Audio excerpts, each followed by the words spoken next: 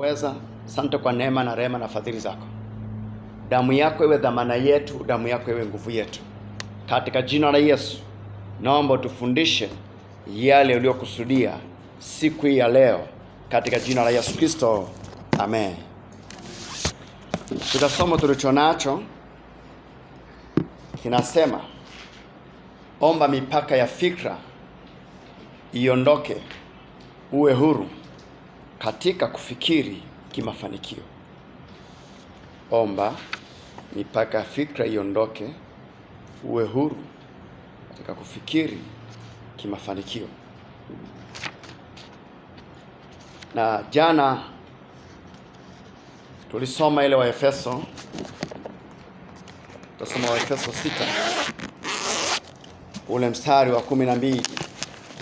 Tujikumbushe kidogo, kwa sababu tulisema kuna mambo ya msingi ambayo ni muhimu sana ukaelewa. Waefeso 6:12, neno la Mungu linasema hivi: kwa maana kushindana kwetu sisi si juu ya damu na nyama, bali ni juu ya falme na mamlaka, juu ya wakuu wa giza hili, na juu ya majeshi ya mapepo wabaya katika ulimwengu wa roho. Jana nikuzungumzia vipengele kadhaa, nikakwambia watu wengi sana tunapambana na shetani bila kujua kwamba tunapambana na serikali ya ulimwengu wa giza. Maana Biblia nyingine nasema vita vyetu si juu ya damu na nyama, bali ni juu ya jeshi la serikali ya pepo wabaya. Jana nikupitisha vipengele mbalimbali na kukueleza kwamba kuna kipengele ambacho kwenye swala la mapambano kinahusika na fikra tu. Kufikiri kwa mtu. Kwa unaweza ukatokwa na mapepo ya ugonjwa, alafu ndani yako yakabaki mapepo yaliyokamata fikra zako.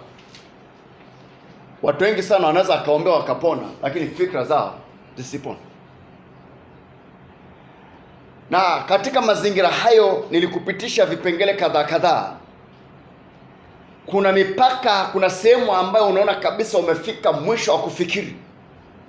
Mwisho wa kufikiri kwako sio mwisho wa Mungu kutenda jambo ambalo anataka kulitenda. Kwa hiyo usije ukafika mahali ukalalamika ukasema nimefika mwisho wa kufikiri, na Mungu amefika mwisho wa kufikiri. Mungu hajafika mwisho wa kufikiri kwako. Wewe ndio umefika mwisho. Na jana nikakupitisha maeneo mbalimbali ya kukuelezea kwamba kila mtu katika swala la kimafanikio Mungu amempimia urithi wake, kama tulivyosoma kwenye ile Zaburi ya 105 ule mstari wa 11. Zaburi ya 105 ule mstari wa 11, neno la Mungu linasema hivi. Nasema, akisema nitakupa wewe nchi ya Kanaani, hiyo urithi wenu mliopimiwa. Nikakwambia kila mtu ana urithi wake aliyopimiwa. Na ukitaka kupambana na mtu asiupate urithi wake, pambana naye kwenye fikra. Asiweze kufikiri kwa hicho kiwango ambacho Mungu amekusudia. Anaweza akawa na pambano la kushindwa kufikiri namna ya kusonga mbele. Ni vita moja hapo ambayo watu wengi wanakumbana nayo, na saa nyingine wanashindwa kuitafsiri hii ni vita ya namna gani. Kufikiri kwa mtu kufika mwisho anahitaji kuomba, kwa sababu hakuna mtu Mungu ambaye hajamwandalia urithi wake. Hakuna mtu anayezaliwa bila kazi. Najua nikisema maneno yanakuwa ni machungu kweli kweli, na si mazuri kwa watu wengi, ila ni mazuri ili ujue jinsi ya kuomba. Kati ya kitu ambacho nakiona watu wengi wana mapambano ya kifikra na wanapambana na vitu ambavyo sio. Ndio maana nilikwambia jana, ukizungumza jambo la serikali, Jeshi lenyewe kizungumza likwambia kwamba kuna jeshi la wananchi, kuna la polisi, kuna la mgambo, kuna la uhamiaji, kuna la usalama, kuna la akiba, sijui yako aina nyingi kweli kweli. Hata mengine huyajui, lakini ni serikali. Ukienda hilo la wananchi lenyewe lina vitengo mbalimbali. Sasa ninapokuambia vita vyetu si juu ya damu na nyama, bali ni juu ya jeshi la serikali ya pepo wabaya. Kuna watu wengine ambao wanapambana nao kwa kweli hata hawajakuloga wala hawahusiki kukuloga, ile umesikia ni wachawi tu. Ndio maana nakwambia jana, kuna ambaye anahusika na kitengo cha kuharibu mimba tu. Sasa ukimwona anapita hapo mbele yako, wewe huna mimba, una shida gani na yeye? Sasa wapendwa, akiona mtu kama amepita hapo, wanasema shindwa. Wanakemea na vitu visivyokuwepo. Lakini nataka nikuambie, ukigundua kwenye ulimwengu wa roho jinsi serikali yao inavyofanya kazi, au kwa wale ambao waliwahi kuomba wakafanikiwa kupata maeneo ya kuzimu na kuyaona, kila eneo lina kitengo chake. La biashara lina kitengo chake, la kuua lina kitengo chake, la kufanya hiki, kila sehemu ina kitengo chake. Ndio maana nilikwambia jana, kuna mchawi ambaye haruhusiwi kwenda mtaa wa pili kwenda kuloga kwa serikali yao. Sasa twende kwenye kitengo kile cha fikra. Kuna jeshi kabisa ambalo linapambana na fikra hasa za watu waliookoka. Na ndio maana mtu anaweza akaokoka ukasema kwamba tangu aokoka amekuwa mjinga. Kwa sababu gani?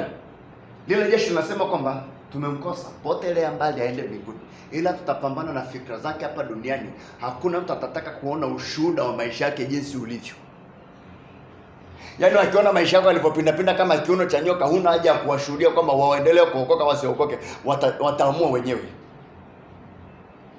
Kwa sababu hicho ni kitengo cha fikra kinapambana, kwa sababu kuna mwingine fikra zake zinajengewa roho ya kidini.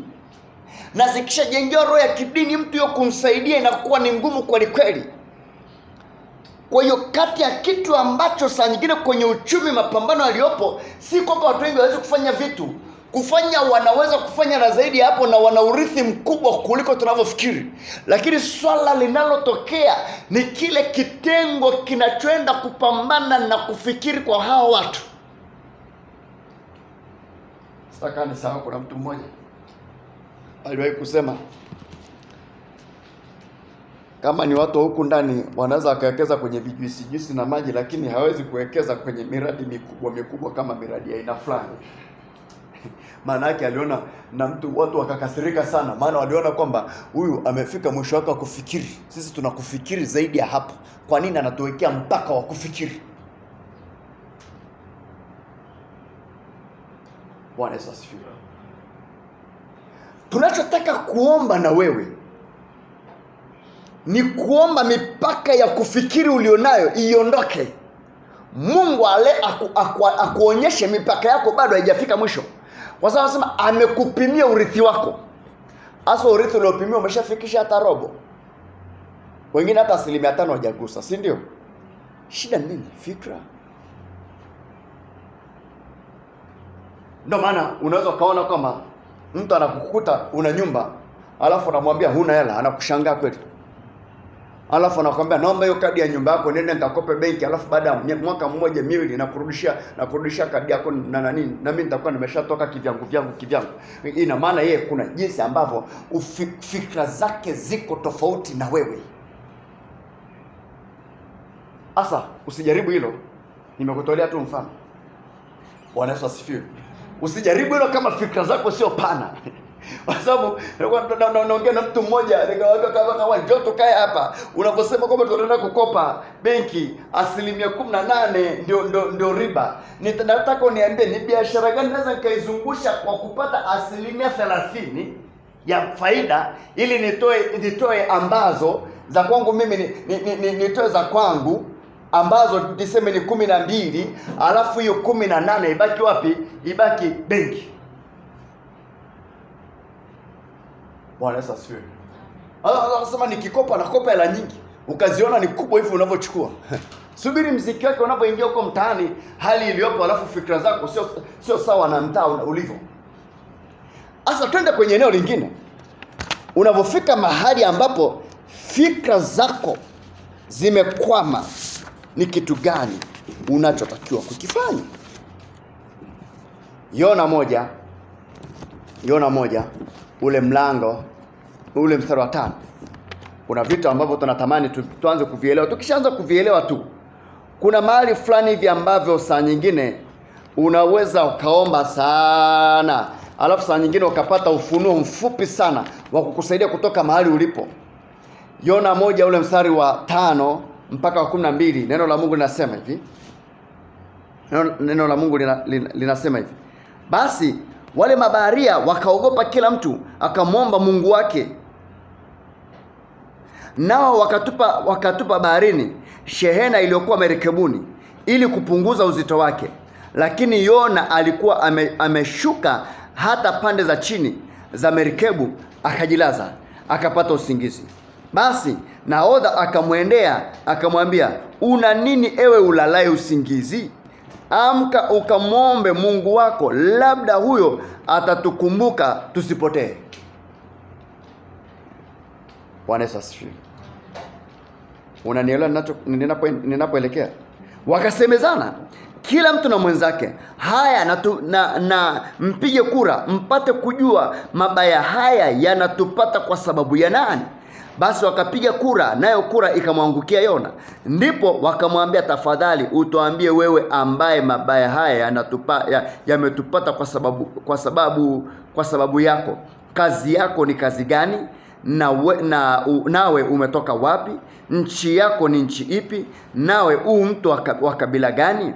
Akamwambia, mimi ni Mwebrania, nami ni mcha Bwana Mungu wa mbinguni aliyeziumba bahari na nchi kavu. Basi watu wale wakaogopa mno, wakamwambia, ni jambo gani hili ulilolitenda? Kwa maana watu wale walijua ya kuwa amekimbia ajiepushe na uso wa Bwana, kwa sababu alikuwa amewajulisha. Basi wakamwambia, tukutende nini ili bahari itulie? Kwa maana bahari ilikuwa inazidi kuchafuka. Naye akawaambia, nikamateni mnitupe baharini, basi bahari itatulia, kwa maana najua ya kuwa ni kwa ajili yangu tufani hii imewapata. Haleluya. Angalia kitu kilichotokea watu. Fikra zao zilivyofika bahari, wamerusha mizigo kwenye bahari huko, rusha huku waone kama itatulia. Merikebu itatulia, haitulii. Wakaanza kumwomba kila mtu na Mungu wake. Walivyoomba wakapata ufunuo kidogo kwamba kuna mtu kalala kule chini, yaani kwenye misukosuko yote hii, alafu amelala. Kwa wale ambao walishasafiri na meli wanaweza akaelewa. Kuna saa yale mawimbi yanakuja, unaona kama linapiga meli, kuna saa unaona inayumba, unaona kama inaruka, kama gari imepita kwenye bumps bila kushika breki. Wakaona hii kasheshe mbona imekuwa kubwa hii.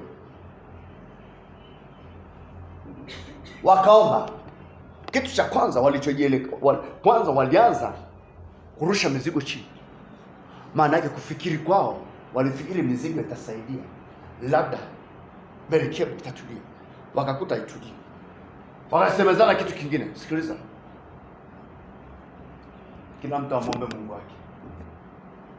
Kwa wakaanza kuomba, kila mmoja anaomba jinsi anavyojua. Baada ya muda wakagundua hapana, kuna mtu yuko kule chini kalala. Wakaona kwamba kwenye mambo magumu kama haya, yani wewe unalala. Wakamwambia, hebu njoo uombe huko, labda Mungu wako anaweza akatusaidia. Kwa sababu gani? Fikra za nahodha zimefika mwisho, zimefika kwenye mpaka. Ndio maana kila mtu ana mpaka wa kufikiri. Ukifikiri sana, ndio ukienda kwa daktari anakuambia kwamba punguza kufikiri, punguza mawazo. Manake kuna vitu, umevuka mpaka. Hawa watu walipoona ule msukosuko, jambo walilolichukulia walitumia mbinu wanazozijua za kitaalamu. Zilipofika mahali, ikabidi watafute shida iko wapi. lakini wameitafuta kwanza kwa maombi. Watu wengi sana wanapoona wamekwama kwenye shida zao za kiuchumi, hawaingii kwanza kuomba, wanaingia kwanza kukopa, wanaingia kwanza kuazima, wanaingia kwanza kwenye mazingira kadhaa bila kuomba kwanza. Ni shida ambayo inawakumba watu wengi. Hawa unaona kabisa hawa watu baadhi yao walikuwa hamjui Mungu. Walipoona mtaji unataka kuzama, wakaanza kuomba kwanza. Kwa lazima uelewe jambo la kwanza, kuna maombi ya kukusaidia kuvuka mipaka ya kufikiri, haswa unapokuwa ndani ya jaribu. Kuna maombi ya kukusaidia kuvuka mipaka ya kufikiri. Wala hata kile kipengele wameomba kidogo, wakapata kufikiri kwamba kuna mtu yuko kule chini kule kalala eti. Wewe kama unaweza kulala kwenye ile meli ambayo unaona kwamba inasuka kwa wale ambao walishasafiri na meli, ukiona jinsi inavyosukwa na yale mawimbi na mavitu mengine, unapoona namna hii, kama utalala utakuwa mjasiri sana. Utakuwa na usingizi wa ajabu sana ambao haijawahi kuonekana.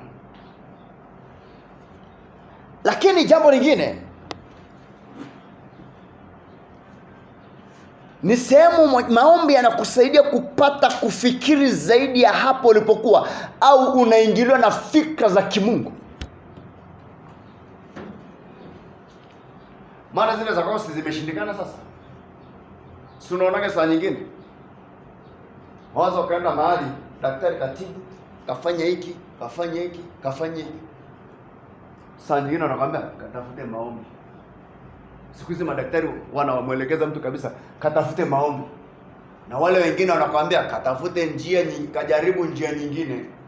Maana yake madaktari wanakuambia fikra zetu hapa zilipo zimefika mwisho, mipaka yake tayari imefika mwisho. Sasa katafute kingine. Haleluya. Haleluya. Amen. Asa anaposema vita vyetu si juu ya damu na nyama, bali ni juu ya jeshi la serikali ya pepo wabaya. Kwa ameshajua kabisa kwamba kuna vitu ambavyo sasa tumevishindwa sisi, hasa hivi vinavyoendelea hapa ni vya imani, ambavyo lazima kuna serikali ya kiroho ambayo unapambana nayo, ambayo inahusika na magonjwa ya aina fulani. Ndio maana jana nilikwambia kwenye hizo serikali za giza, ndio sababu kila familia ina ugonjwa wake. Baadhi ya familia hii ina pressure, unajitahidi, nyingine ina kisukari, unajitahidi hata kunywa Coca Zero, sijui na Pepsi Zero, sijui na Sprite Zero, sijui na kitu gani, na kunywa maji sana. Alafu siku unaenda kwa daktari unapima na kwamba jamani, una sukari. Daktari, mbona najilinda sana na mazoezi nafanya na kile kingine? Anaanza kukuuliza swali la namna hii. Kwani kuna mtu mwenye sukari? Anakuambia huu ni ugonjwa wa kurithi. Maana yake ni ugonjwa wa serikali ya kipepo ulioingizwa kwenye familia, ndio maana ukarithishwa. Jina la Yesu libarikiwe. Kwa hiyo ukienda kwa daktari anakuambia kukutibu, mimi nakupa dawa, ila ukishasikia na kuuliza kwamba kwenye familia ni nani na nani mwenye shida, na akakwambia kuna fulani na nini, ukamwambia kuna fulani, alafu akakuelezekeza kitu cha kiroho, ujue hapo kuna jeshi la serikali ya pepo la kisukari mnapambana naye. Na jinsi ya kutiisha ni lazima uelewe kabisa kwamba unahitaji nguvu ya kimiujiza sasa, ambayo ni ya kukusaidia kwenye hilo eneo. Asa angalia, miujiza mingine ni ya ajabu, kumfunga mtu na kumtupa baharini ili merikebu itulie. Haleluya. Bwana Yesu asifiwe. Bwana Yesu asifiwe. Asa kitu kinachoonekana ni kama kuna jaribu ambalo likija linakuja, alafu linapitiliza kufikiri kwako saa nyingine hata kiroho.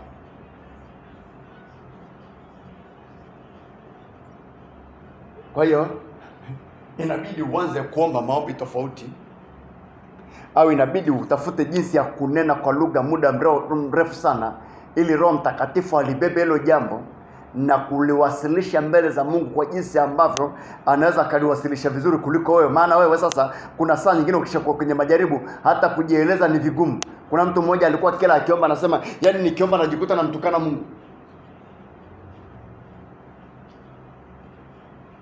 Kwa sababu gani? Fikra zimefika mwisho. Amefika mpaka ambao alikuwa anajua kabisa kwamba hapa naomba lisali moja. Ameomba mawili bado. Ameomba matatu bado. Sio matatu, siku 3 bado. Siku 4 bado. Mwezi, mwaka bado. Inatotokea ni kitu gani? Kuna saa ambao ukishafika namna hiyo, inabidi saa nyingine kujifunza kuomba muujiza wa kuvuka hilo eneo. Jina la Yesu libarikiwe. Jina la Yesu libarikiwe. Sasa angalia kitu kingine. Namba 2, jifunze kumuomba Mungu sehemu ambayo unapata misukosuko, ili upate ufumbuzi. Maana kufikiri nako kuna goma au kuna kufanya ufike mahali ambapo ni pagumu. Jifunze kumwomba Mungu sehemu ambayo umepata misukosuko, ili upate ufumbuzi. Maana kufikiri nako kuna goma.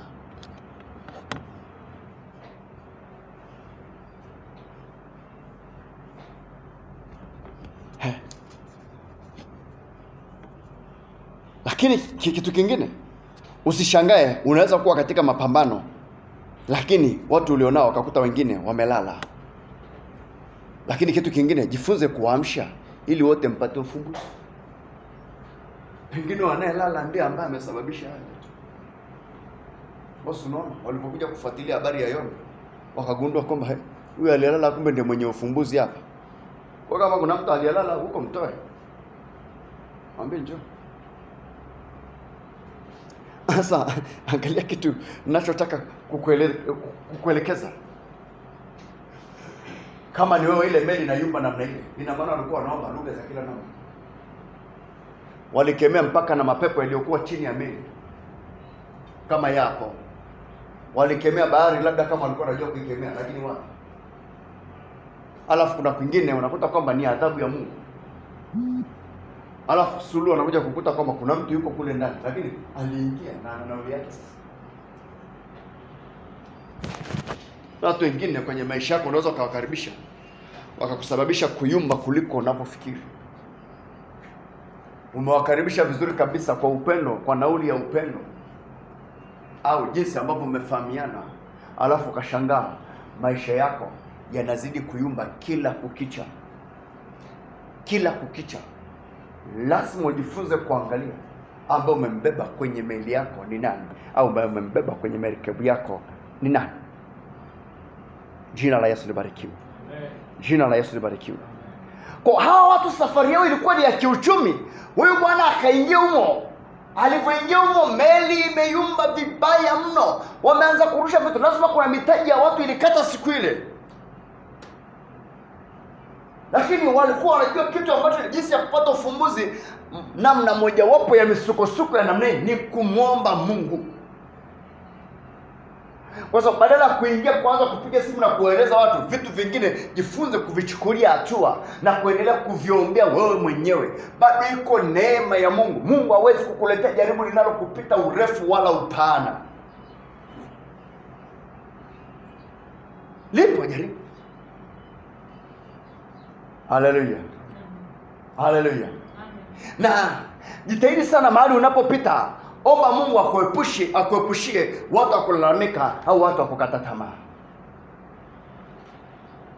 Bahati nzuri Yona alitoka kule, akatoka naye na ufumbuzi wake, akasema jamani, sasa angalia vitu vingine.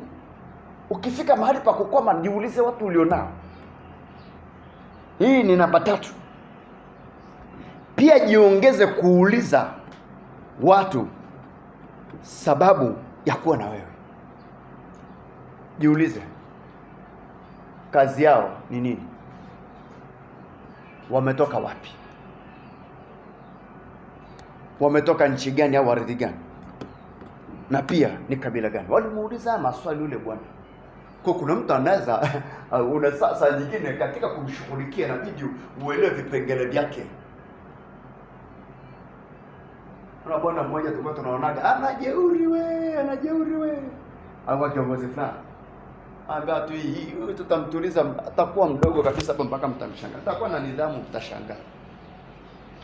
Tukagundua jeuri aliona inatoka kwenye ardhi ya kwao.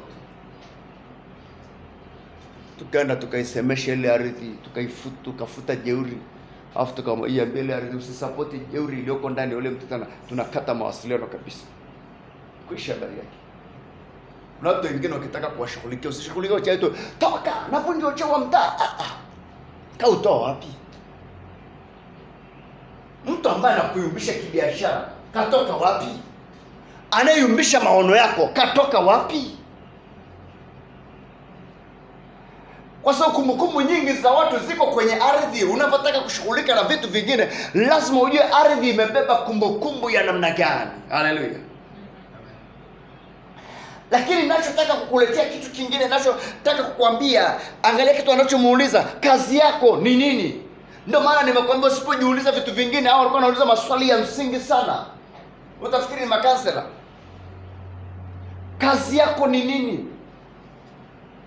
Ndio maana saa nyingine ukiwa unakemea uchawi au ukiwa na nani, saa nyingine uko kwenye ulimwengu wa roho, muulize uchawi wako, kazi yako, uchawi wako ni wa nini?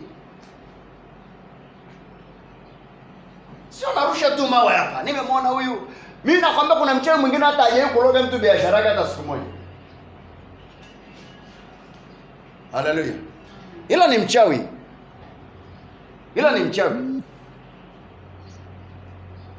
Hutana na mama mmoja katika kuzungumza naye akasema, sisi kikosi chetu kilikuwa kuua watoto tu. Tukikaona hapo tunakasemesha, kuna namna tunasema maneno, alafu tunachukua udongo, sio tunafanyaje, alafu unasikia kamevimbiwa, mara sio kamekuaje, mara kamekuaje, mara unasikia kameondoka. Kwa akasema hisi kitengo chetu kilikuwa ni hicho. Na akaana nieleza kwamba kulikuwa na kitengo kingine cha kuvunja ndoa. Akaniambia wale ambao wale ambao tunasemaga kwamba ni wambea wale, sio mashilawadi wale. Akasema wale si kwamba wanaenda tu hivi hivi, kuna nguvu iliyoko nyuma yao ambayo inawasukuma. Asa anasema yule akija akimwambia mume wako kwamba nimemwona mke wako kwenye kona fulani, akiwa anaongea naye kwa mume wako kuna mapepo 20 ya hasira yanamuingia. Ukija nyumbani unafikiri unasikilizwa tena. Bwana Yesu asifiwe. Yaani ni vitengo vya ajabu, yaani kitengo cha propaganda na uenezi ambacho saa nyingine ukikifikiria si cha kawaida. Kwa usipigane tu kwamba narusha ngumi napiga vile, na kuna vitengo vipo. Ndio maana kuna mchawi ambaye kazi yake ni kukaa kwenye vikundi vya maombi tu au kanisani tu. Akikuta hata mtoto wa mtu yuko hapo njiani hapo, unaweza ukashangaa amembeba, amemleta nyumbani kwako, mpokee mtoto wako, hana madhara yoyote. Bwana Yesu asifiwe. Lakini kanisani sasa shughuli ilio, kwa sababu kuna vitengo, na tunapoomba tunaomba tu nini, tunaomba kijumla jumla, na hatujui kutafsiri kwamba huyu kazi yake ni ipi, huyu kazi yake ni ipi. Nataka nikwambie pale kanisani kwenu kuna mtu anaweza akaongea neno moja, kanisa zima lenye watu 1000 likalo linatetemeka namna hii, mtu mmoja tu, lakini ana nguvu kutokana na jeshi la serikali ambayo inamsupport ya kitengo cha namna hiyo cha kutamka maneno ya kuleta uchochezi. Jina la Yesu libarikiwe. Jina la Yesu libarikiwe. Unaposikia maneno ya uchochezi, unafikiri kila mtu ana maneno ya uchochezi? Kuna mtu ambaye kama ni serikali ya giza imempa kitengo cha uchochezi. Nilikuwa nafuatilia nani moja kwamba hao vijana wanao wengine ambao wanajitoa muhanga kwenda kujilipua, kwenda kupigana. Nikauliza dadi, usipochunguza vitu saa nyingine unapata shida sana. Na wakati tuko kwenye mitihani mingi sana, wana maombi jinsi ya kuomba na nini na nini na nini. Sema bwana, tena bwana mmoja alikuwa anafuatilia yale mambo sana. Sema bwana, kule tulikuta kuna kitengo kimoja bwana. Kuna mtu mmoja ambaye wale vijana wakikusanywa anaitwa, anakuja kuongea. Akifika pale akishika kitabu namna hiyo, alafu akakiweka hapo, akianza kuongea akawaambia, yaani je, mnakaa hapa badala ya kwenda kutetea kitu fulani na kitu fulani, mmekaa hapa mnashangaa vijana wenye nguvu sijui. Akianza kuongea, wale vijana wanaanza kulia kwamba yaani unatuchelewesha unapoendelea kuongea hapo, yaani unatuchelewesha, yaani fanya haraka. Kwa sababu gani? Vita vyetu si juu ya damu na nyama, bali juu ya jeshi la serikali ya pepo wabaya. Kwa hiyo kazi yake ni ipi? Haleluya. Bwana Yesu asifiwe. Nakwambia si kila mchawi ana nguvu ya kuvunja ndoa. Ndio sababu unasikia mtu anamwambia mke wake, nisikukute na mama fulani. Nimemaliza. Sio kama anamchukia mke wake, anajua kabisa yule mama akiongea na mke wake kuna jeshi la serikali ya mafarakano linaingia huko nyumbani kwake. Sasa inabidi aanze kufanya nini? Aanze kupambana nalo kwa sababu anajua kazi yake. Tuko pamoja? Kama umenielewa sema amen. Amen. Sema amen. Amen. Sasa ninapokuambia, kwa hiyo ni vita tayari ambayo unaweza, ndio maana watu wengi sana hawajui pia mapepo ya mdomoni. Wengi sana hawajui kuna mapepo yanakaa mdomoni tu, ambayo mtu anaweza kukutukana alafu asijue kama amekutukana, kwa ni mapepo yaliyokaa mdomoni akatumia mdomo akaondoka. Sasa tunavyozungumza katika kupambana na vita ulionao ambayo imefika mahali imekufikisha mwisho wa kufikiri, jitahidi kujiuliza, huyu anayepambana na wewe kazi yake ni ipi au kitengo chake ni kipi? Umenielewa vizuri? Amen. Kwa maana kuna mwingine anasema akiongea kazini bosi anamsikiliza hata kama hakutaka kusikiliza. Inategemea yeye kaja na serikali gani ambayo inamsupport akiongea. Jina la Bwana Yesu libarikiwe. Jina la Bwana Yesu libarikiwe. Na unaona kabisa wanamuuliza jambo lingine, umetokea wapi?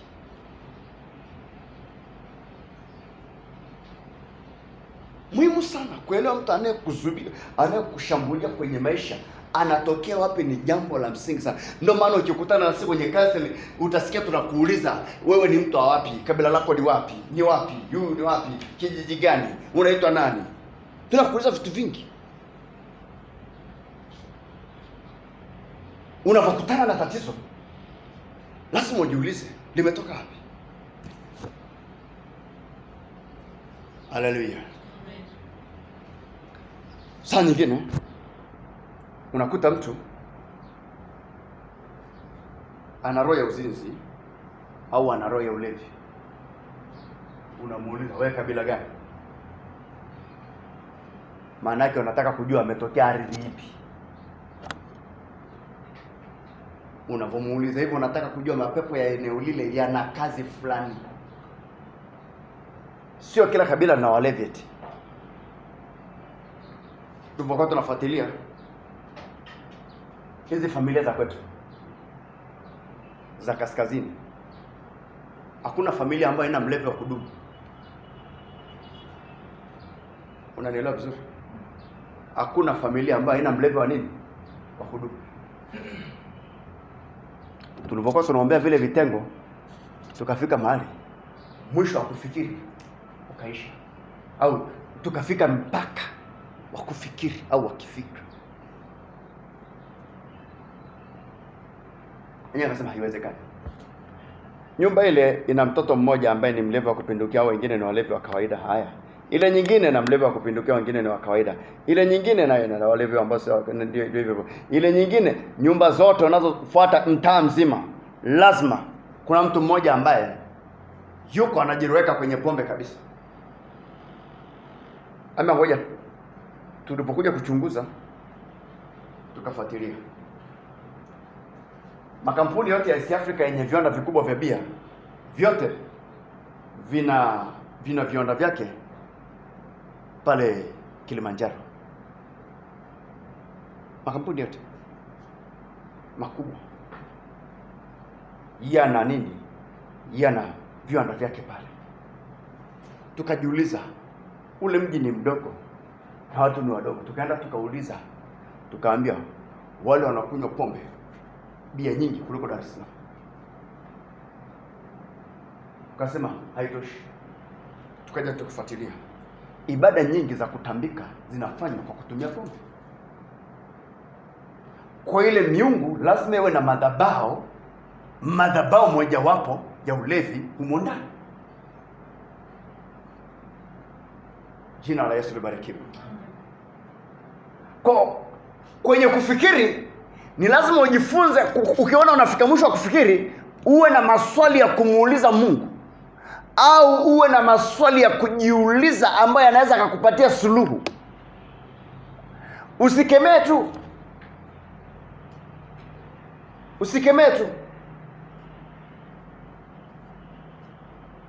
Madhabahu nyingi zimetunzwa kwa pombe namna hiyo. Tulipokuwa tunaenda Iringa, tulikuta kwamba kule Iringa nako tulikuta kwamba kuna madhabahu zinatunzwa kwa pombe namna hiyo. Kwa unapotaka kukata ile roho ya ulevi ambayo kama ni mtu wa kwako umeshafika mwisho wa kufikiri, unaamua kama nitamfukuza nyumbani. Unafikiri ukimfukuza nyumbani ndo ataacha. Unaanza kuambia kama tumemkuta barabarani kule, ngoja tumlete tu hapo kwako. Unakuwa na huruma, sema basi acha arudi tu. Lakini swala ni nini? Swala ni kujiuliza ametoka wapi? Hiyo roho anasema, walimuuliza umetoka wapi? Wewe ambao unatuletea matatizo, umetoka wapi? Jina la Yesu libarikiwe. Jina la Yesu Kristo libarikiwe. Jina la Yesu Kristo libarikiwe. Kwa kuna vitu vingi vya kujiuliza. Na nimekwambia jambo lingine, kwenye swala unalopita, mahali unapopita pa kiuchumi pagumu, amini Mungu anao majibu. Wewe huwezi kuwa na majibu yote. Amini Mungu anayo majibu. Haleluya. Maana unataka anafika mahali anasema yani nimechoka mpaka na kuomba. Nimechoka. Mtu mmoja ananiambia kwamba nimechoka na hili ombi, nimechoka. Nikamwambia umeomba lini tena? Umeomba kwani umeomba muda gani? Nimeomba miezi 3 mfululizo. Unaomba hivi? Mimi nina mwaka wa 8 sasa. Bwana Yesu asifiwe. Amen. Kuna vitu vingine hutakiwi kuacha ng'ang'ania mpaka uone kimetokea. Haijalishi hali iliyopo, hakikisha umeng'ang'ana nacho mpaka umepata majibu ya kimungu. Kwa sababu kuna vitu vingine uking'ang'ana navyo ndivyo vilivyobeba mfumo mzima wa maisha yako. Ukisema ni kuviacha tu, umeanguka na wewe mwenyewe. Utakuta kwamba ndio sehemu ambayo urithi wako umeishi. Haleluya. Mungu wa mbinguni asifiwe. Amen. Mungu wa mbinguni asifiwe. Amen. Namba 4. Lazima ujue huyo mtu amemkimbia Mungu au amemkimbia shetani. Wewe ukitaka kujua kuna ubaya, saa mwizi anakimbizwa, kila mtu anamrushia mawe na nini, alafu aje asogee hapo karibu na wewe ajikinge na wewe, uone atakapopata. Jambo lingine, kuomba Mungu akupe fikra. Jambo lingine, kuomba fikra za huruma ziondoke, uchukue maamuzi ya kumtupa baharini.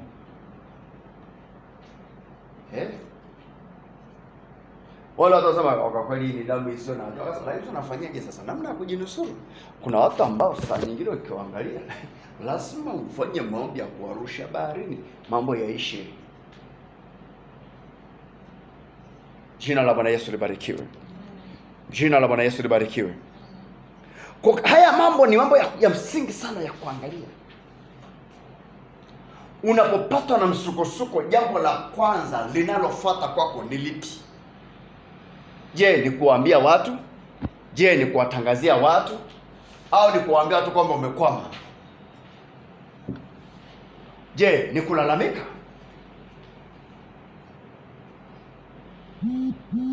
Kwa sababu kuna vitu vingine ambavyo vinakuja, na nataka nikwambie, Mungu hawezi kukuletea kitu ambacho sio saizi yako hata siku moja. Hata siku moja. Wasema unajua hapana, ngoja tubadilishe mfumo na kile kingine na kile kingine. Mungu kasema. Sasa kuna saa nyingine uoga unaingia. Nafanyaje? Mungu alivyoona wana wa Israeli walipofika kwenye bahari namna hii, wametoka kwa Farao. Wakamwambia Musa, mambo unayofanya hapa ni utani mtupu. Umetutoa kule, tumefika hapa baharini, bahari yenyewe ndio hii. Wakaanza kulia, wewe Musa, ule ulikotutoa bora ungetuacha, kwani tulikosa makaburi kule Misri? Kwani tulikosa hiki na hiki? Fikra zao zilifika mwisho, badala ya kuomba wakalalamika. Bwana Yesu asifiwe. Badala ya kuomba wakalalamika. Asa angalia kitu alichokumbana nacho. Ngoja kusomea baadhi ya maeneo Kutoka 14 ule mstari wa 11 na wa 12, alafu nitaenda 15 na 16. Nasema hivi: wakamwambia Musa, je, kwa sababu hapakuwa na makaburi katika Misri umetutoa tuje tufe jangwani? Mbona umetutendea haya na kututoa nchi ya Misri? Neno hili silo tulilokuambia huko Misri, tukisema tuache tuwatumikie wa Misri, maana ni afadhali kuwatumikia wa Misri kuliko kufa jangwani. Mwana watu anachosema, yaani fikra zao zilikuwa ni za kurudi Misri, kwamba ni afadhali kwenda kufia Misri. Na hao watu walikuwa na sababu zote za kutaka kurudi Misri, kwa sababu ukiziangalia kimwili walikuwa na sababu hizo, kwa sababu ni kwamba walizaliwa Misri na walikuwa Misri. Kwa hiyo hata hiyo Kanaani wanaoambiwa hawaijui, wanaona kama ni usanii fulani hivi unayotembea hapa. Sasa kuna watu ambao wakifika mwisho wa kufikiri wanalalamika. Hata watu hataki kuja kunisalimia. Yaani tangu leo na matatizo, hawataki kuniona, hawataki kufanya sijui kitu gani na kile kingine na kile kingine, hawataki hata kunisaidia, hawataki kufanya kile. Sikiliza nikwambie. Sikiza nikwambie. Kuna saa nyingine mahali unapolalamikia ndipo bahari inapotaka kupasuka upite. Ndipo bahari inapotaka kukauka upate pa kupita. Haleluya. Haleluya. Angalia hiki kitu vizuri. Mstari wa 15 anasema, Bwana akamwambia Musa, mbona nililie mimi? Waambie wana wa Israeli waendelee mbele. Nawe inua fimbo yako inyoshe, ukanyosha mkono wako juu ya bahari na kuigawa. Nao wana wa Israeli watapita kati ya bahari kati ya bahari katika nchi kavu. Haleluya. Kwa hiyo Musa naye alilia, lakini alichokuwa anaambiwa ni kwamba aendelee mbele. Safari bado ipo, ni ya kwenda mbele. Alafu umefika mahali unalia, unasema yani hata sijui kama kitawezekana, sijui hata kile kingine, kwa kweli sijui. Kuna mahali ambapo saa nyingine unaona kwenye masuala ya kiuchumi umefika mahali ambapo hata kufikiri kwenyewe kunakuwa kuzito. Ndio maana watu wengi sana wanafanya biashara za kuiga, kwa sababu kufikiri kwao kunafika mwisho kunaangukia kuiga. Ndio maana watu wengi wanasoma kwa kuiga. Asa angalia kitu ninachotaka kueleza vizuri. Hawa watu walichojua kwamba tuna maisha tuliokuwa na kule Misri, tuna shida gani? Si bora tuende tukavumilie vipigo. Acha tukavumilie tu. Ndio maana kuna watu wengine kuwabadilisha ni vigumu kweli kweli. Walichokiamini ni hicho hicho, na wakakijengea imani. Na kuna kitu kibaya kama watu wakajenga imani kwenye vitu. Wengi wanajenga imani juu ya viongozi wao wa kiroho, sijui wa kidini, sijui wa kisiasa. Wanajenga imani kweli kweli. Na Mungu akishaonaga hivyo anaanza kuwatandika watu kupitia hicho walichokitamani au walichokiwekea imani. Mungu wa mbinguni asifiwe. Amen. Mungu wa mbinguni asifiwe. Amen. Ninachokuambia hapa ni swala la namna hii.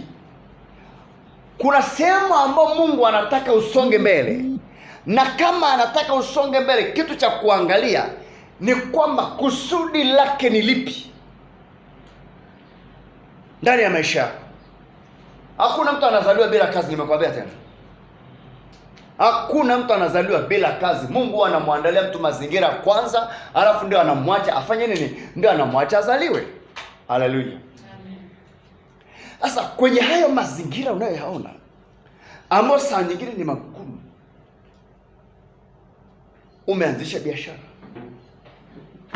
Kabla hujaanza unapiga hesabu, mtaji ni milioni 50. Fikra zako zinagoma kwa sababu una milioni 5, ambalo badala ya milioni 50 ni fungu la 10 la milioni 50. Unaipigia mahesabu namna hii, alafu unafika mahali unafunga hesabu zako, unaamua kusepa. Unasema ngoja nikatafute kuajiriwa. Ndicho kinachowafanya watu wengi waingie kuajiriwa, hata kama hawataki kuajiriwa, hata kama wanajua ugumu wa kuajiriwa. Wanafika mwisho wa kufanya nini? Wa kufikiri. Na wakishafika mwisho wa kufikiri, ndio maana unaona kwamba nimekwambia jana, nilikwambia kwamba tuna matatizo ya watu wengi sana. Wanaotuongoza wengi ni watu walioshindwa kazi walizokuwa wanazifanya. Wakishashindwa wanatafuta kazi kwenye taasisi yoyote, hata kama ni ya kiroho, hata kama ni nyumba ya msalaba mtu mwingine anaanzisha hapo. Potelea mbali. Unajua kama mkeo wengi mnaweza mkatatua tatizo lake. Ndio maana saa nyingine kwa nasoma Kikatoliki kimoja kinasema mchungaji akiwa na tatizo anasema watu wapitishe mchango, ila muumini akiwa na tatizo anasema watu wanyoshe mikono tumuombe. Haleluya. Bwana Yesu asifiwe. Sasa unaweza kaona kwamba yeye ameshajiingiza kwenye utatuzi wa matatizo yake, ila lile lingine linatatuliwa kimiujiza. Sasa nataka nikupitishe hivi vipengele kadhaa uvione. Mahali ambapo umefika kufikiri mwisho, Mungu hajafika mwisho, wewe ndio umefika. Amen. Haleluya. Amen. Mahali ambapo umesema kwamba sasa hivi nimekwama, hapo ulipokwama ni wewe umekwama, sio Mungu. Amen. Na usijifunze kuwakatisha wenzako tamaa, mazingira uliokatia tamaa wewe. Amen. Hata siku moja usikate tamaa, ukasema bora nirudi kule nilikokuwa, bora nifanye sijui kitu gani. Mtu mmoja alikuwa ananiambia kwamba bora yani sasa hivi naona kwa hasara ninazopata, bora niache hata wokovu. Nikamwambia kwani ulikuja na nini? Na hivyo ulivyopata tena umevipatia hapa kwenye wokovu, sio shukuru tu. Hakuna kitu kibaya kama kukata tamaa. Kwa sababu ujue muujiza wako ulikuwa ni kesho au lini. Jina la Yesu libarikiwe. Amen. Jina la Yesu libarikiwe. Amen. Kuna vitu vingine ambavyo saa nyingine unaviangalia kwenye ulimwengu wa roho, unaviona ni vya kwako, ila hata siku moja akitokea kikawa cha kwako, kwa sababu ni sehemu ya urithi wako uliopimiwa kabisa. Lakini ile vita unayokumbana nayo inakufanya mpaka ufike mahali unaangalia, unafika mahali unasema inaelekea kama hata hii kazi yenyewe inaonekana kama nilikosea kuingia huku. Ndio maana unakuta mtu anajaribu kazi hii, anajaribu kazi hii, anajaribu kazi hii, anajaribu kazi hii, anajaribu kazi hii. Kwa sababu gani? Swala ni pale anapofika mwisho wa kufikiri. Kama Mungu amekuitia jambo lolote lile, ni lazima ujifunze kuliombea na uombe, usikate tamaa. Haleluya. Amen. Haleluya. Amen. Bwana Yesu asifiwe. Amen. Lazima uangalie, usifanye nini? usikate tamaa. Amen. Amen. Amen. Amen. Amen. Kwa jifunze hicho kipengele cha kuto kukata tamaa. Tuko pamoja? Mshangilie Bwana Yesu kwa makofi na vigelegele. Kwa kuna kipengele ambacho unatakiwa uelewe, sio cha kukata tamaa. Saidieni wanaoulizia nafasi huko nje. Sasa kati ya kitu ambacho nimekiona kwa watu wengi kwenye maombi ya uchumi ni kukata tamaa. Ni maombi yenye vita kuliko ya kuomba mtu apone mguu. Ni maombi ambayo saa nyingine unakuta kwamba mtu amekata tamaa. Anaona mazingira yaliyoko hapa. Jana nimefanya biashara imefeli. Juzi nimelima imefeli. Kila kingine kimefeli. Lakini lazima tuangalie mazingira ambayo tunatakiwa tuwe wavumilivu. Na kuto kukata tamaa kwamba hiki nilichoshikilia ni hiki. Hakuna kitu kingine kinachowezekana kulitoa hapa. Kwa mtu mmoja alikuwa anatoa shuhuda wake. Anasema kwamba alivyoanza kiwanda cha kalamu, anasema alivyoanza kutengeneza zile kalamu zikawa zinavuja. Sijui kalamu za siku hizi zinavujaje. Yaani zinapandisha wino zenyewe, yani hazianza kuandika zinapandisha wino zenyewe, yani wino unaisha kule kwenye ule mrija wa kalamu. Akasema kile kitu kilimchefua sana, akaangalia anafanyaje. Akasema hakukata tamaa, ilibidi aendelee kupambana mpaka ajue suluhu ni kitu gani. Akaja akagundua suluhu ni kitu kidogo sana, lakini alichofanya ni kutokukata tamaa, akaendelea mbele. Ndio maana Mungu anamwambia Musa, waambie wana wa Israeli waendelee mbele. Haleluya. Amen. Shukuru. Kitu kingine, shukuru kwamba una wazo la hicho kitu. Nakwambia shukuru kwamba una wazo la hicho kitu. Kwa sababu kuna saa nyingine wazo linalokuja ndani yako, sio kila mtu anaweza akawa na wazo ambalo unalo. Na kati ya kitu ambacho ninaendelea kukifahamu ni kwamba eneo ambalo linataka kuwa na uwekezaji mkubwa au linataka mafanikio makubwa linahitaji kutokukata tamaa, alafu linahitaji uvumilivu. Haleluya. Amen. Unaenda shambani unasema nimelima leo hata havijaota tangu juzi. Mkulima ndiye mwenye imani kubwa. Mkulima na daktari wana imani kubwa sana. Maana daktari akikufunga mfupa anakuambia huu baada ya wiki mbili utakuwa umeshapona. Njoo baada ya wiki mbili utakuja kufungua. Mkulima anaenda anaona jua linawaka, alafu anaenda anatumbukiza mbegu. Anasubiri mvua iche. Yeye ndiye anayemwamini Mungu zaidi. Fikiria mkulima angekuwa ni mtu akukata tamaa kama sisi watoto wa mjini huko. Nani tungekula wapi? Tungekula wapi? Kitu chochote ambacho ni kikubwa chenye mafanikio, iwe ni cheo, iwe ni kitu gani, kinahitaji mtu asimame bila kukata tamaa. Na fikra zako usiamini zikifika mwisho za Mungu zimefika. Hazijafika mwisho za Mungu. Za kwako ndizo zimefika. Kwa ndio maana nimekwambia ondoa hiyo mipaka ya kufikiri. Unajua nilikuwa nafikiri ningepata kale kanani kadogo tu kangenitosha. Yaani ningepata kamtaji kadogo tu mtumishi, yani angalau na mimi niingize tu katu shilingi 5,000 ningemshukuru Mungu. Alafu nashangaa Mungu anakuja anakupa tu shilingi 5,000. Sasa unaanza kusema yani hapa kwenye 5,000 nimekaa miaka. Kumbe ulivyokuwa kwenye matatizo, kuna mambo uliyokuwa unaomba mengine ni ya upumbavu. Tuko pamoja? Amen.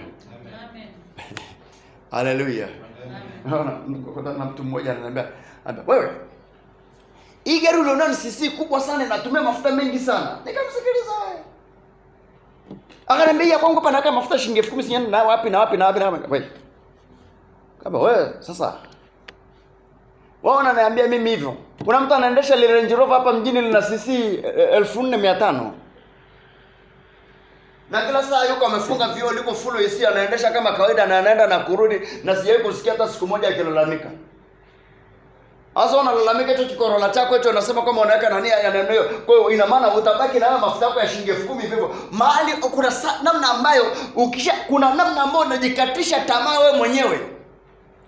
Na unaona kama Mungu hawezi tena mafuta zaidi ya shilingi 10,000. Haleluya. Wajua nikitumia mafuta, hata wale wanaouza mafuta wanapata hela, wale walioajiriwa petrol station wanapata hela. Unanielewa?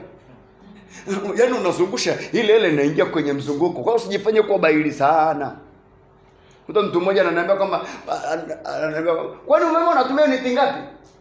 Akaambia mimi natumia ule mdogo ule wa sijui shilingi 1000 ngapi, sijui shilingi 1000. Akamwambia asikiliza nikwambie, usijinyime vitu vingine. Unazima friji, vitu vinaoza, gharama kwenda kununua. Sasa kuna saa nyingine unakuwa na mwisho wa kufikiri ambao hata hauna faida. Lakini nachotaka kukueleza, unatakiwa uendelee mbele na usikate tamaa. Haleluya. Usijaribu kukata tamaa. Tamaa isiwe mpaka wako. Kwamba ndio nimefika mwisho wa kufikiri, alafu sidhani kama nitaendelea tena. Mimi sijui kama yani nimeenda kwenye maombi sijui mara ya ngapi leo, sidhani kama nitaenda tena. Unajikatia tamaa mwenyewe. Alafu unafikiri utamkomoa Mungu. Mungu akomolewi. Wewe cha msingi simama kwamba sikati tamaa, kwa sababu saa yote ile Mungu anaweza akapasua bahari. Watu wakafanya nini? Wakapita. Haleluya. Haleluya. Kuna saa nyingine unaangalia mazingira yaliyokuzunguka, unapaki maombi, unasema basi haya siombei tena. Usipaki maombi. Yakikushinda, weka chini, piga eriko. Nena kwa lugha. Imefika mahali, piga magoti, bandike mikono. Haleluya.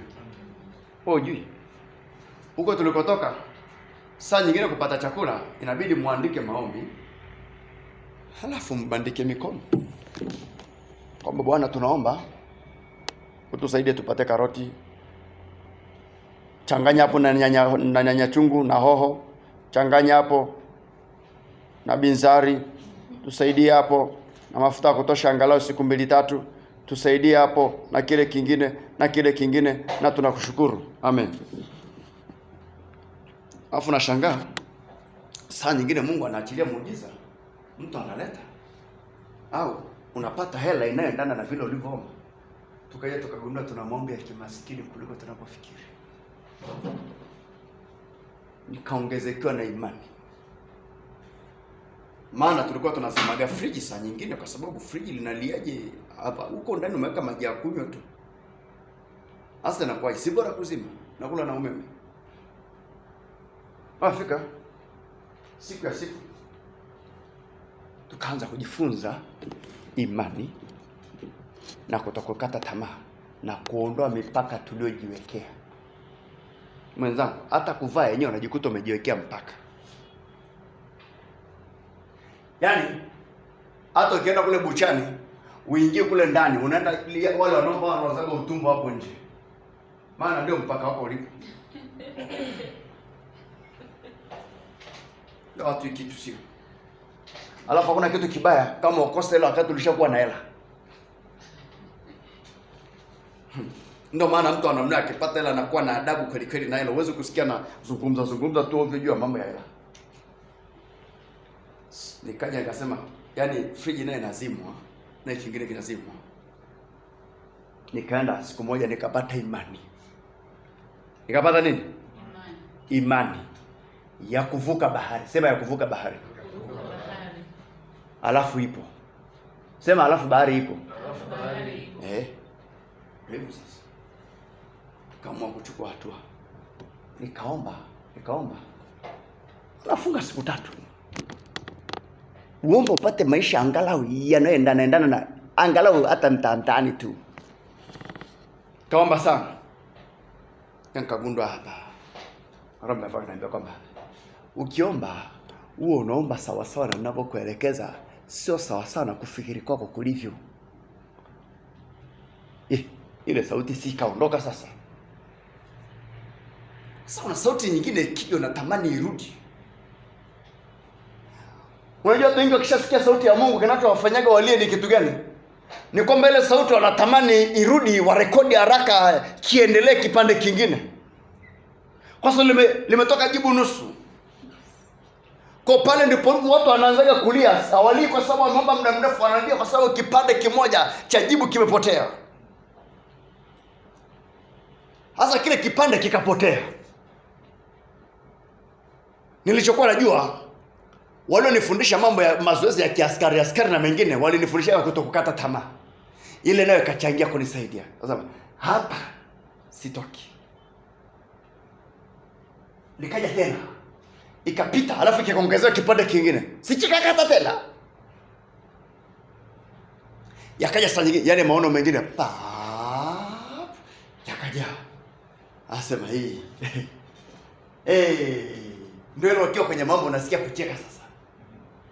Hujapata ile unacheka sababu jibu lililopo naonekana ni jibu. Nitoka kule, nikaenda kwenye friji. Kaifungua. Huku kuwe na nyama ya samaki, huku kuwe na nyama ya kuku, kuwe na nyama ya ng'ombe, kuwe na karoti, kuwe na nyanya. Hii friji ijae yote isaidie na watu wengine ambao watakuja kuhitaji msaada. Kana nikaibandika mikono ile friji. Alafu baada ya muda unashangaa, baada ya muda tukashangaa friji inaanza kujaa, kila wakati inajaa, kila wakati inajaa, kila wakati inajaa. Pale palipokuwa pa kuweka mchele, pale palipokuwa mnaenda mchele, nikabandika mkono, pakaja mchele kilo 100, tukaleta mahindi pale kilo 200. Amen. Jina la Yesu libarikiwe. Amen. Swali nini? Usikate tamaa. Usikate tamaa hata kama jibu limekuja kipande, ng'ang'ana lije kipande kingine, ng'ang'ana lije kipande kingine kama unavyong'ang'ana darasani. Haleluya. Amen. Kwa sababu unaweza kukata tamaa saa nyingine, alafu mbona tulikuwa tunaomba na kina fulani wako wapi? Wako wapi? Wewe ukitaka darasani bwana, uzuri wa darasani ukifaulu unafaulu mwenyewe, ufaulu na watu bwana. Amen. Hata safari ya kwenda mbinguni bwana, uzuri wake ni huo bwana, ukienda unaenda mwenyewe. Hata kama kuna rafiki alikuwa anakupenda, akifika pale kwenye kaburi akatazama na kutumbukiza namna hii, naye anatumbukiza udongo mara moja, mara mbili, mara tatu, anaondoka akilia kwa sababu pale ni cha kwako tu, sio cha kwao. Haleluya. Amen. Epuka kukata tamaa, pia kuangalia watu waliokuzunguka. Ilikuwa nataka kumgharimu Musa, maana naye alianza kulia. Watu waliokuzunguka wanakuambiaje? Na nzee kishaga kiona kimoja wakati huo. Sasa chuo nilichokuwa nimepitia vitu vingi. Wala akasema hauwezi kuanzisha. Kwanza wenyewe viana hapa mjini wana uchawi ambao hajawahi kuona bwana mdogo. Nikajitosa. Nikaangalia zile mashine jinsi ya kuzitengeneza, hela ya kumwambia fundi atengeneze sina. Nikajifunza ushuhuda yule baba aliyeniambia kwamba alitengeneza trekta wakati yeye sio fundi. Sasa mimi nikaenda nikaingilia kuomba na kufunga na kushika mstari kwa kwamba Mungu anaweza kukujaza ujuzi. Nikaanza kutengeneza ile mashine mwenyewe. Alafu ikaanza kutoa zile bidhaa. Zilianza kutoka hata wala sasa. Wewe mangi wewe.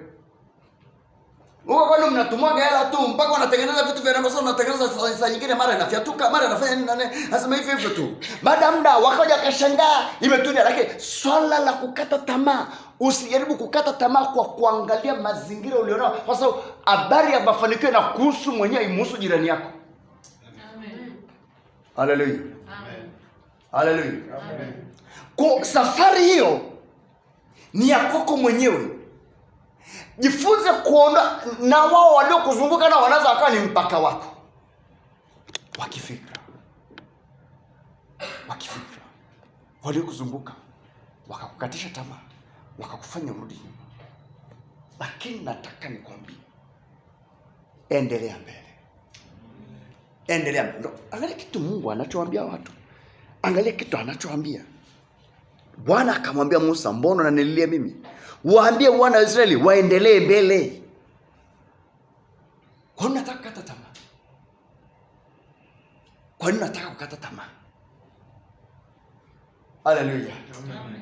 Kati ya kitu ambacho mara nyingi tunasemeshanaga na mke wangu, naomba kwamba tusisahau tulikotoka. tusisahau tulikotoka, kwa sababu itatusaidia kuwashuhudia na wengine. Hakuna kitu kinachoweza kukuvuruga kwenye maisha yako kama kukata tamaa, au ukasema najifungia mahali nitapata tu ufumbuzi wangu, nitapata. Saa nyingine jifunze kuomba na kupata ushauri kwa wengine. Ambao ukufai tupa pembeni, unaokufaa nenda nao. Huwezi ukawa mtaalamu wa kila kitu. Kuna watu ambao bwana uwepo wao tu. Haleluya. Kuna watu ambao uwepo wao. Kuna watu ambao wanatembea na uwepo wa kitu fulani. Kuna watu ambao kwenye uwepo, hata ukimweka kiongozi mahali utaona tu. Una viongozi, ninakuaga na uzoefu watumishi ambao tunawapataga makanisani kwetu na nani. Kuna mwingine akija unaona kwamba kuna uwepo wa uchumi unabadilika. Yaani wala mwenyewe hubiri uchumi wala nini. Yaani unaona tu kwamba yani kuna namna ambao unaenda. Alafu na mwingine akija unashangaa mifuko inapauka. Tunawafahamu, si kama tuwafahamu. Jina la Yesu libarikiwe. Amen. Lakini nachotaka kuambia, kuna saa nyingine Mungu anakuletea mtu kuna mtu ambaye anakuja mwenye uwepo wa Mungu. Kitendo cha kukutana na yeye tu, ndio maana kuna mwingine anasema kwamba yani nilipozungumza naye tu ndani yangu nilisikia amani. Ngoja nikwambie, kuna watu wanaponaga kabla hawajaongea na sisi. Kwa sababu ile wingu lilotuzunguka tu, ule uwepo wa Mungu. Akija tu anajua kwamba sasa hapa ninapofika ninaenda kukutana na mtumishi wa Mungu. Akifika ugonjwa umeisha. Kwa saa nyingine jitahidi kumuomba Mungu pia akuinulie watu ambao wanaweza kukusaidia kwenye ushauri. Usitafute tu watumishi wakupiga ngumi hewani kwa jina la Yesu, kwa jina la Yesu. Ukiona kwamba unamwambia kwamba kuna mali nimekwama kwenye biashara, anakwambia hilo ni pepo Beelzebul. Hilo lile linakaba biashara. Unajua mwenye kwambia hilo linakaba biashara, alafu linakaa pale linaweka mikono yake hivi linazuia pale kila kitu. Wewe mtu unapata mtaji wako, alafu unasema ngoja nikafungue kuuza Biblia pale mjini. Wakati kuna maduka ya Biblia pale mjini. Alafu ikikushinda unasema kwamba shetani anazuia watu wasisome Biblia. Sio kwamba anazuia, saa nyingine mfumo tu umefuata biashara ukupata ushauri. Saa nyingine jifunze kutafuta washauri ambao watakusaidia. Saa nyingine kama unataka cheo, jifunze kutafuta watu ambao watakushauri hicho cheo kitakufaa au hakikufai. Kuna watu ambao tumeshawahi kuona wanapanda vyeo na wanauliwa na vyeo. Sio kifo tu cha nani, sio kifo cha kiroho. Kifo cha kimwili, cha kiroho na cha kimwili. Haleluya. Kwa kati ya kitu ambacho nataka nikwambie, je, hapo ulipo umefika mwisho wa kufikiri? Kama umefika, bado kuna muujiza wa Mungu wa kupasua bahari upite. Haleluya. Bado upo muujiza. Kuna saa inafika, mwambie Mungu, kwenye hii kazi nilipofika hapa, kwa kweli naomba muujiza wako. Ngoja nikwambie. Siku hizi naanza kutoa shuhuda za mbali sana, sijajua kwa nini. Labda nitasogea sana huko mbele. Wakati niko sekondari, mamangu alikuwa hana hela ya kunisomesha. Kwa hata nauli alikuwa hana ya kunipa saa nyingi. Alikuwa hana. Aliyokuwa nayo ni ya chakula tu. Kwa nikawa nachukua maparachichi, alafu naenda nauza ili nipate na nauli humo. Mambo ya shule yakianza nichachamae nayo. Kwa hiyo nikaa nachukua maparachichi, mengine sio mazuri, ni hivyo tu ukichukua. Hakuna kitu kibaya kama umaskini. Alafu nilipotoka nyumba ya kwa babu nilikotoka, nimetoka kwenye utajiri ambao ni wa kupindukia. Nikiangalia yale yanayonisibu namna ile pale, natamani niangalie namna hii. Sina jinsi. Nikaa nikiachukua naenda nayo. Wanakuja, kuna walevi walikuwa wanakujaga pale, wanayanunua lema parachichi yote, alafu wanayala yote. Na kila nikikaa kusoni kulikuwa na kama stand fulani, wakija pale Wanasema wewe mtoto wa shule umekuja kuuza maparachichi huko, ngoja tukusaidie ukasome wewe. Akili zangu zinafika mwisho maparachichi mabovu namuuzia nani? Walevi wanakuja wanachukua na mengine wanaweka kwenye mfuko wanaondoka nayo. Lakini kitu gani unachokiona? Muujiza wa Mungu usiupangie. Haleluya. Muujiza wa Mungu usiupangie. Nilipokuja gani nikaanza kuuza baadhi ya bidhaa, naenda kuchukua mji mmoja, nachukua mjini Moshi, napeleka Arusha. Akawepo baba mmoja, kila akiona anambia njoo kijana. Anambia unauza shilingi ngapi hivi vyote? Namueleza bei. Afu atanamwambia sijui na nini, mwambie apunguze sijui na nini. Anasema acheni, huyu kijana azungumzaji na watu maneno mengi. Anaga maneno mengi. Kijana, chukua hela yako, nenda katafute mzigo mwingine. Bwana Yesu asifiwe. Amen. Na mahali ambapo akili yako ikifika mwisho, huo Mungu anakuandalia muujiza. Ningejua wale walevi, labda ningeandika wale majina yao, ningewatafuta leo niwashukuru. Lakini sikujua. Kuna sehemu ambayo umefikiri kwamba unafikiri hapo ulipo ndio umefika mwisho wa kila kitu. Kuna namna ambayo Mungu anakuandalia saa nyingine watu ambao wanaweza kukubeba wakakupeleka hatua nyingine. Ndio maana nikimwambia mtu kwamba swala la kuzama na kuomba, masuala ya kuombea kazi ya mikono, si kwamba naongea kitu ambacho sikielewi, naongea kitu ambacho ninakielewa. Haleluya. Haleluya. Ni mizunguko mingi tu ya maisha ambayo tumeshazunguka. Lakini kinachotokea ni kitu gani? Tulichokuja kugundua, tungekuwa tumepata watu wa kutuelekeza kuomba juu ya swala la mafanikio, tungeomba na hata watoto wetu wangefanikiwa zaidi. Lakini tukikuta kwamba watoto wamebezi kwenye injili ya watu kuokoka, sio kitu kibaya, ni kitu kizuri. Lakini matokeo yake tunakuja kuyaona huko baadaye. Kwamba sasa kuna ambao hawana kazi, wengi ni watu waliokoka. Maana yake kuna vita ya serikali, ya jeshi na pepo mbaya. Mahali popote ambapo umekata tamaa, kuna kitengo cha kukatisha tamaa.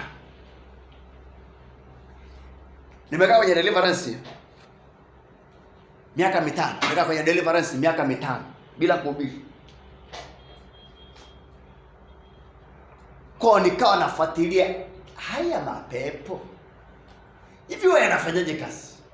Nilichukua vitabu mpaka vya Sheikh Yahya nikasoma kujua mapepo huyu hivi utendaji wake huyu ukoje. Nilichukua vitabu kwenye library uko na kusanya hiki na kusanya hiki, maana wakati kuna mapepo yalikuwa yanaitwa mapepo mahaba. Yalikuwa yanatusumbua kweli, tukiyakemea hayatoki. Tukaja tukapata ufunuo tu kwamba hapa ni jinsi ya kufunga na kuomba. Tulikuwa kukemea ile pepo, tukianza kukemea hapa masaa 4. Kwa ikaja tukaendelea kuomba. Ikapungua masaa 2. Ikapungua masaa 3. Siku moja ikapungua lisali moja, ikapungua mpaka nusu saa na kuendelea, ikapungua zaidi. Siku moja nikawa namsikiliza mtumishi mmoja anafundisha sema, kama hujajua mahali pepo lilipo na pepo lenyewe hujalijua, linaweza litakusumbua sana. Sikusikiliza ile mahubiri mengine. Sema hivi unaweza kujua pepo lilipo na ni aina gani ya pepo? Hilo linawezekana? Roho Mtakatifu akanitia nguvu. Na akana nifundisha jinsi ya kutokukata tamaa. Nikamshukuru Mungu. Nikaanza kuombea ile eneo. Baada ya muda ndo naanza kuhubiri. Ninaanza kuhubiri. Nakumbuka siku moja nikakutana na wapendwa fulani hivi. Nimeomba ile ninavyoomba namna hii, mapepo yanalipuka huko yanalipuka. Yalivyolipuka sana, nakumbuka mtu mmoja, yule mama mmoja akalipuka mapepo, watu wakasema akilipukaga huyo ni masaa 4. Wapendwa wakaanza kubeba vipima vya joto vyao, wanasepa kimya na wengine wamekaa huko nje wanasikiliza muziki utakavyokuwa. Nikakumbuka alichosema yule mtumishi, kama hujajua mahali lilipo na hujajua pepo lenyewe litakusumbua sana. Tuko na mke wangu. Afu tuko vembamba tu, hata akiweka mkono namna hii ndipo tena. Basi wasikiliza. Wewe pepo uliyekaa sehemu fulani na kuamuru utoke. na wewe mwingine uliaka sehemu fulani toka, na wewe mwingine unaitwa fulani na wewe inabidi utoke na msimuingie tena huyu. Tukaweka mkono namna hii, yale mapepo yakaondoka kama baada ya dakika.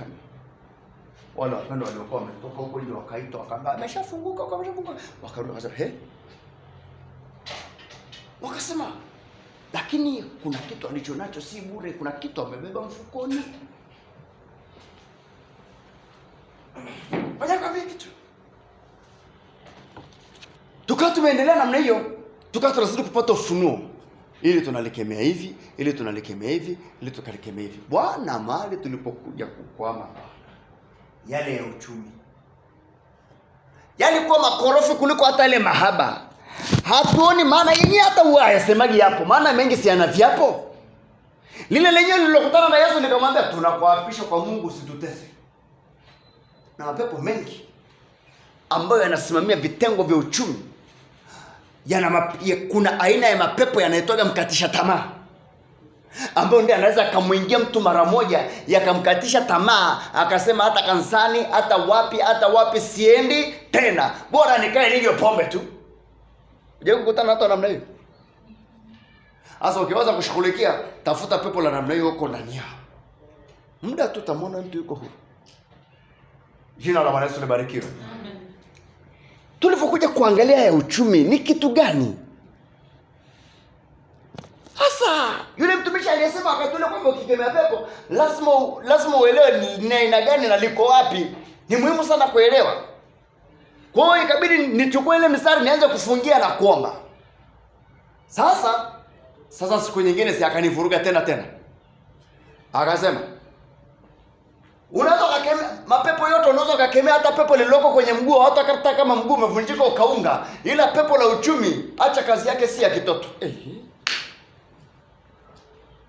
Sema kitu kiko hapa katikati. Nataka nimuulize Mungu ni kitu gani? Ndio Mungu akaja akaniambia, kama mnavoombea mikutano ya Injili mpaka mlevi anapita kule barabarani kule anakuja kuokokea huku, wakati hata hamjamuita, hiyo nguvu ndio inatakiwa kuingia nayo kwenye maombi ya kuomba mafanikio. Kuanzia wakati huo tukaanza na kipengele cha kufunga na kuomba jinsi ya kuomba njia za kiuchumi zifunguke. Ni kweli zote hazijafunguka, ila tumeshaona njia tunayoelekea. Amen. Hallelujah. Amen. Yana vigezo ambavyo saa nyingine unaweza kusema kwamba leo tunategemea tutakutana na watu aina fulani tuombe nao watakimbizwa wenyewe kuona. Tulianza kama mambo wakati fulani hivi, watu tunaendelea nao mambo, tuliona watu wanapotea njia ambao wanafahamu kila siku wanakujaga hapo. Alafu baadaye mmemaliza unajua kwamba mimi nilipotea. Wanakuambia watu kama 6 hivi wamepotea ambao wanafahamu kituo cha maombi. Tukagundua vita vyetu si juu ya damu na nyama, bali ni juu ya jeshi la serikali ya pepo wabaya linaloshughulika na uchumi. Haleluya. Na hata wachao wanaoshughulika na uchumi si wa kitoto. Huwezi ukashughulika nao ukasema unakemea tu kama unavyokemea vipepo vingine, sijui vya malaria, sijui vya ukimwi, sijui vitu gani. Ni watu ambao ni serikali ambayo imejipanga kisawasawa na inajua vigezo vya viapo. Ndio maana lile pepo kama lilimjua Yesu kabisa na likamwapisha, tunakuapisha kwa Mungu usitutese. Maana nguruwe walioko hapa wako kimkataba. Alafu anawaambia usitutoe kwenye ardhi hii. Kwa lile pepo lilikuwa limemwekea gole kichaa mipaka kuzunguka, asizunguke zaidi ya hapo. Sasa mimi nataka nikwambie, mahali ulipokata tamaa, mwambie Mungu, naomba niendelee mbele. Mwambie Mungu, nimekuja mbele zako leo, niko tayari niendelee mbele. Hii kukata tamaa ninakataa kabisa na ninajitenga na hiyo hali ya kukata tamaa. Nataka niendelee mbele. Wangapi wamenielewa? Amen. Mshangilia Bwana Yesu. Kwa kati ya mazingira ambayo ninakuja kuiangalia ndio hayo. Unaangalia mtu ambaye ulikuwa unasoma naye, umesoma naye mambo ya engineering, akifika mtaani panakuwa pagumu. Unasikia kaanzisha kanisa. Kwa kweli ukiviangalia hata anavyovihubiri saa nyingine kwa kweli hata haviendani na hali ya hewa. Lakini sasa anafanyaje? Amebanwa. Sikiliza shuhuda za watumishi wengi, wasikilize. Leo anaomba Mimi nilikuwa nafanya kazi fulani ikanishinda, na ile kazi nikaona shetani amejiinua sana, na nikaamua nije nimtumikie Mungu. Kumbe kule shetani kajiinua, umekuja huku ambako hajiinui. Ni shuhuda nyingine ambazo sasa nyingine nawaambia wachungaji, msitoe hizo shuhuda. Mnawakatisha vijana tamaa. Wataona ataamua kila mmoja kukimbilia kuanzisha nyumba za msalaba. Haleluya. Bwana Yesu Kristo asifiwe. Amen. Nataka nikwambie, mahali ambapo umekata tamaa, mwambie Mungu, naomba leo unisaidie niendelee mbele. Kama ulikuwa umeshachukua makarabrasha yako ya kampuni ukayaweka chini, mwambie Mungu, naomba leo niendelee mbele. Mwambie Mungu, leo ni kumwambia Mungu, naomba naendelea mbele, na kumwambia shetani kwamba naendelea mbele. Mwambie sikati tamaa, naendelea wapi? Naendelea mbele. Maana muujiza wako upo. Mwambie Mungu, naomba muujiza kuendelea mbele. Misri usipawazie. Haleluya. Misri usipawazie. Usiwaze kurudi Misri. Mwambie Mungu, naomba niendelee mbele. Usije kawaza kama uliwahi kushika smartphone alafu ikapotea. Yaani usiwaze kitochi. Sema Mungu, naomba niendelee mbele. Haleluya. Simama kwa miguu yako. Siku zote niwe karibu na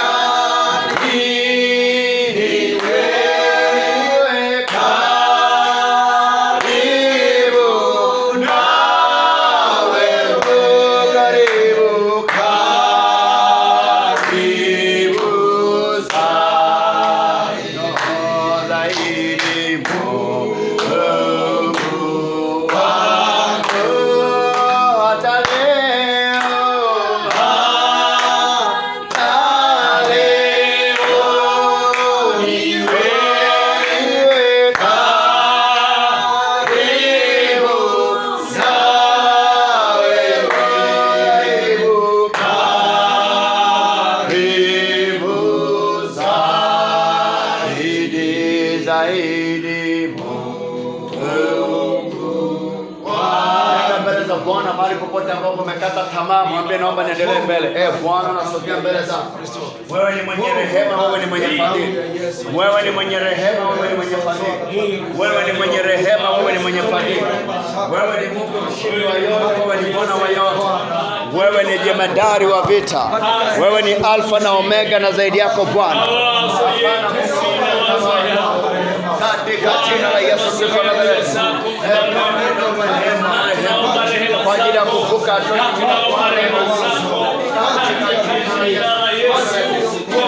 jina la Yesu Kristo. Mungu mwenye neema na rehema. Mungu mwenye neema na rehema.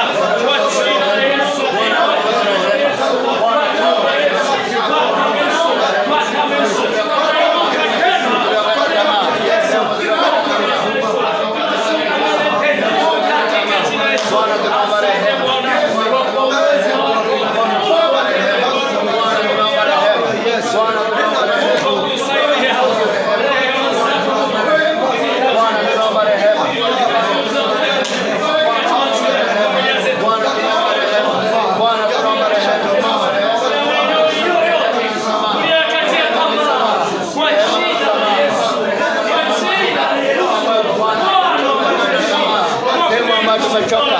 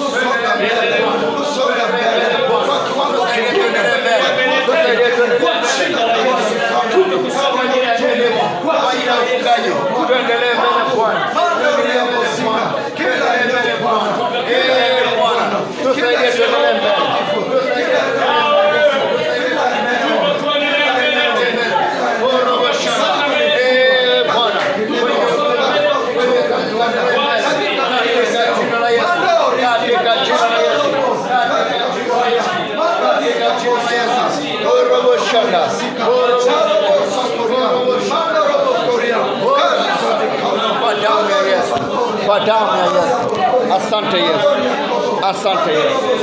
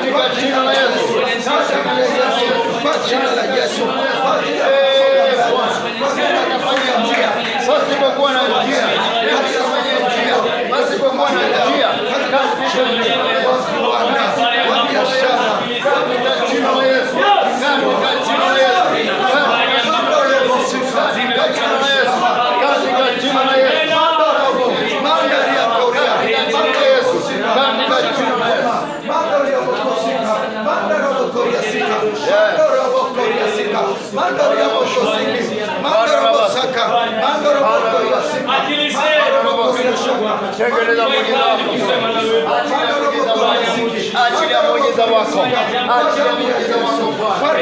Katika jina la Yesu. Kila mashambulizi kwa damu ya Yesu, kwa damu ya Yesu, kwa damu ya Yesu Kristo, kwa jina la Yesu, kwa jina la Yesu, na kwa damu ya Yesu, kwa jina la Yesu. Tuombe kwa ajili ya kipindi cha radio ambacho kinaanza leo. Nafikiri sasa hivi ndio kinaingia hewani. Twende mbele za Bwana. Mungu, katika damu ya Yesu tunakushukuru kwa ajili ya kibali kile cha kuwezesha mafundisho kwa njia ya redio, kwa ajili ya watu wako mahali popote redio inapofika katika viunga vya Dodoma na majirani na mikoa mingine ya jirani. Kwa damu ya Yesu zikaambatane na mafundisho wanapoyasikia Bwana, yapate kuwashindwa vifungo vilivyowafunga kila moyo, kila nafsi, kila roho, kwa kupitia mafundisho, kwa kupitia mafundisho, nguvu zako ziambatane na mafundisho kwa damu ya Yesu, kwa damu ya Yesu, kwa damu ya Yesu. Anga na mahali popote, anga na mahali popote, usiwe na vizuizi vyovyote vinavyozuia Bwana watu wako kusikia, watu wako kusikia mapepo na vyote vya giza katika jina la Yesu, kwa jina la Yesu tunaruhusu kila sikiaye atafunguliwa kwa Yesu, kwa ajili ya kibali hiki cha mafundisho hayo ulioanzisha katika jina la Yesu ya leo. Mungu yakupate kuendelea kwa kadri ya Yesu na miaka jinsi ambavyo umekusudia katika jina la Yesu, na kwa damu ya Yesu, kwa jina la Yesu, na kwa damu ya Yesu. Na ukiruhusu ya Bwana na hizo sadaka, Mungu akimshiriko, Mungu ambikone kwa ajili ya hivyo vipindi katika jina la Yesu, kwa damu ya Yesu Kristo, kwa damu ya Yesu, katika jina la Yesu. Kupitia kipindi cha radio shika sadaka yako, jina la Yesu Kristo, shika sadaka yako, tuunganishe na maombi tunayoomba. Kesho tunamalizia kongamano. Jitahidi endelea kuliombea na tutatoa bahasha pia kwa ajili ya sadaka ya kesho. Jitahidi kuwakumbusha marafiki zako na ndugu zako. Shika sadaka yako.